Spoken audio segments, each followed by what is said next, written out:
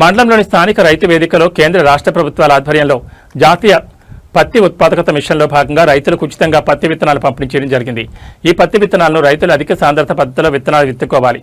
మొక్కలు ఎత్తు పెరగకుండా ఉండడానికి మెపిక్వాట్ క్లోరైడ్ను పిచికారీ చేసుకోవాలి. మిగిలిన అన్ని పద్ధతులు కూడా సాధారణ పత్తి సాగులో లాగానే ఉంటాయి. అన్ని మండల వ్యవసాయ అధికారి సతీష్ తెలిపారు. ఈ కార్యక్రమంలో కోహెడ మండలి ఏవో సతీష్ మాట్లాడుతూ ప్రభుత్వం అందిస్తున్న సబ్సిడీ పథకాలను రైతులు దుర్వినియోగం చేయకుండా సద్వినియోగం చేసుకోవాలని కోరారు. అధికారుల సేవలను ప్రతి ఒక్క రైతు తప్పనిసరిగా వినియోగించుకుని సాంకేతిక సలహాలు తీసుకుని తక్కువ పెట్టుబడితో ఎక్కువ లాభాలను గడించాలని కోరారు. ప్రభుత్వం పత్తి విత్తనాలను మరియు కంది విత్తనాలను సబ్సిడీలో అందిస్తుంది. మరియు ఈ వర్షాభావ పరిస్థితులను అనుకూలంగా జూలై 15 వరకు ఆరుతడి పంటల విత్తనాలు కూడా ప్రభుత్వం అందుబాటులోకి తెస్తుందని తెలిపారు. ఈ కార్యక్రమంలో ఏఈఓలు మైపాల్ రెడ్డి, శివకుమార్, శ్రీధర్ రెడ్డి మరియు రైతులు పాల్గొన్నారు.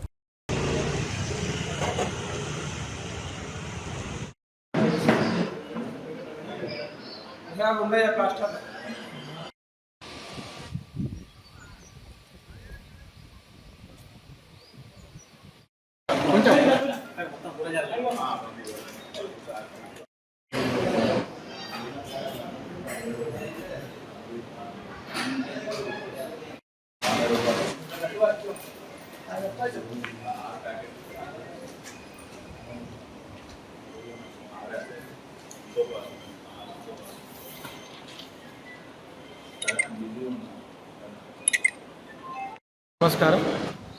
మిషన్ ఫర్ కాటన్ ప్రొడక్టివిటీ పథకంలో భాగంగా మన కోయడ మండలానికి 1800 ప్యాకెట్లు కాటన్ 100% సబ్సిడీలో రావడం జరిగింది. మొదటి దశలో 900 ప్యాకెట్లు రైతులందరికీ కూడా ఇవ్వడం జరిగింది, పంపిణీ చేయడం జరిగింది. అదేవిధంగా ఈరోజు కూడా దాదాపుగా ఒక 1100 ప్యాకెట్లు మనకు రైతులకు అందుబాటులో ఉన్నాయి.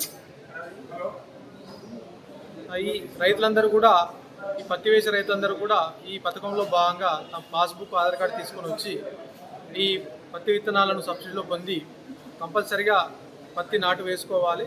వేసుకుంటే తర్వాత వచ్చే దీంట్లో పథకంలో భాగంగా వచ్చే ఇన్పుట్స్ కూడా సబ్సిడీలు ఇవ్వడం జరుగుతుంది. కోయడ మండల రైతులందరూ కూడా ఈ అవకాశాన్ని సద్వినియోగం చేసుకొని కోరుతున్నాను. Thank you.